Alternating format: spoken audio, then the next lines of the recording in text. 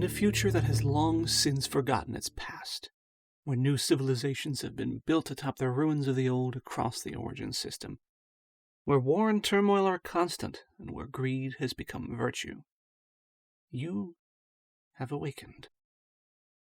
You remember nothing about yourself, and everything around you is strange, unfamiliar, and trying to kill you.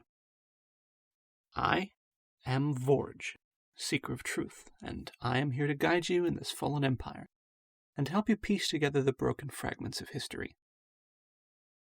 Greetings, my friends, and welcome to the channel. With the largest expansion of Warframe story ever right around the corner, I would like to take some time to discuss the nature and history of the eras, cultures, characters, and worlds of Warframe, in an attempt to bring some sense to the fragmented information we have gathered over the years since we first awakened. So sit down, buckle up, and join me on this journey of discovery. Welcome to Warframe, Unvaulted.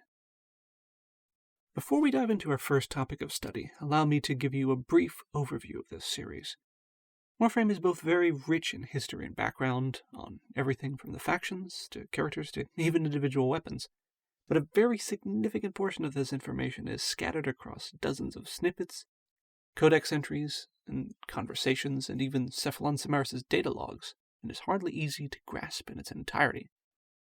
There's also a lot of information that's either dubious or outright missing, such as when the story takes place or how long it's been since the Old War. This series will make an effort to collate information around these various topics and present as many facts as possible, while using what we do know to speculate regarding what we do not, in hopes of creating a more grounded understanding of just what exactly is going on, what you are fighting for, and why any of it actually matters.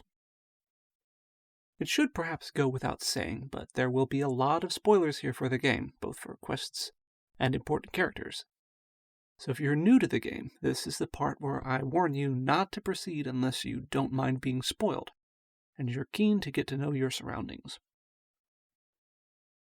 I may also reference content that is no longer available or has perhaps been altered or remastered over the years, such as certain bosses and weapons. And given the nature of things, old information may not always be relevant to contemporary events, but it still can help shed light on specific topics. Right then, let's get started on our little expedition, shall we? And I feel like there's no better place to start than with the helpful little device that makes almost everything possible for us in our fight. The Foundry. I feel like the Foundry is taken for granted. It's just that thing on your ship that does the building of whatever it is you need.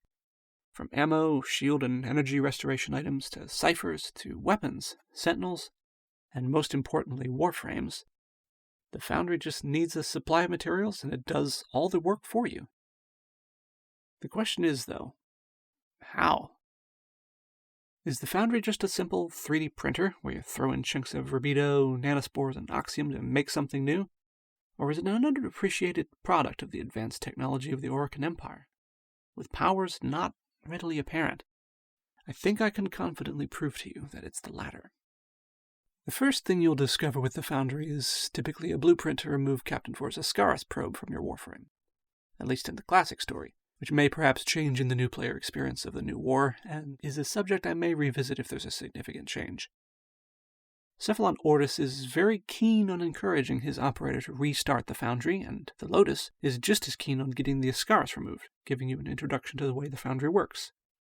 Seek materials needed to fulfill the blueprint, then begin construction, and finally receive the completed item once the Foundry has finished construction. Soon you'll be introduced to multi-stage blueprints, most frequently seen for Warframes, where a separate blueprint in construction must be obtained and carried out before a final overarching blueprint can be completed with the components from the prior blueprints. For most items that can be built, such as weapons, it's a simple matter of gathering raw materials that make up the object and letting the Foundry work its magic and craft a new usable item for you. While I'll discuss Warframes themselves more extensively in a future episode, some information about their origins and creations is relevant when we're talking about the Foundry and how it relates to the world. For example, let's take a look at what actually goes into making a whole new Warframe, and for this example I've selected Zephyr. Zephyr is a Warframe constructed with an emphasis on lightweight, reflected in her passive resistance to the classic effects of gravity on almost everything else. The core component in her construction is the valuable, lighter-than-air alloy known as oxium, developed in the Orokin era for, presumably, a wide variety of tasks and applications. Warframes require 3 special components to be constructed before the final blueprint can be assembled: the neuroptics, which was formerly the helmet, chassis, and systems, and all 3 of these have differing material types and quantities needed for construction. Zephyr requires a total of 600 units of oxium to construct, divided into 200 per primary blueprint. Her neuroptics also require 200 polymer bundles, 150 circuits, and 500 salvage to complete, while her chassis instead needs 50 rubido and 900 nanospores. Her systems need a control module, 400 plastids, and a further 500 polymer bundles. Once these components have been built, the main blueprint can be set in motion with the addition of an Orokin cell, which is essentially a battery that powers a Warframe and is part of most frames' construction cost at some point. The final figure we're left with is as follows. All it takes to build a Zephyr Warframe is 600 oxium, 50 rubido, a control module, 400 plastids, 150 circuits, 700 polymer bundles, and 500 salvage, plus the Orokin cell. Considering the Corpus are quite literally building machines en masse with oxium inside, most of all of their proxies have circuits in them, credits are in no short supply, and control modules are a Corpus specialty, the other materials should be a cinch for them to get. Why are the Corpus not pumping out Warframes left and right if this is all there is to making one? Why would they build anything else? There's a hint at the answer to be found within the Sacrifice questline. Ordis guides you to scan the scattered pieces of a mysterious, destroyed Warframe to synthesize blueprints for constructing one of your own. While we later come to find out more of the history behind this Warframe, Umbra, a modified Excalibur design with unique capabilities compared to a regular model, the first experience with it once constructed does not go well. It immediately goes berserk and attacks, refusing to be controlled. Throughout the course of the quest, it becomes abundantly clear that, despite being constructed from relatively mundane materials such as Grineer alloy plates, technocyte nanospores, a typical Orokin cell, and a small quantity of Kuva, this Umbra is, for all intents and purposes, indistinguishable in memory, personality, and capability from the original one, destroyed long ago by order of Executor Ballas. Theoretically, the process that creates a Warframe transforms the flesh and bone of its original host into these alloys and materials directly, through a sort of biological alchemy, which in Umbra's case, Ballas describes as a lovingly cultured strain of infestation.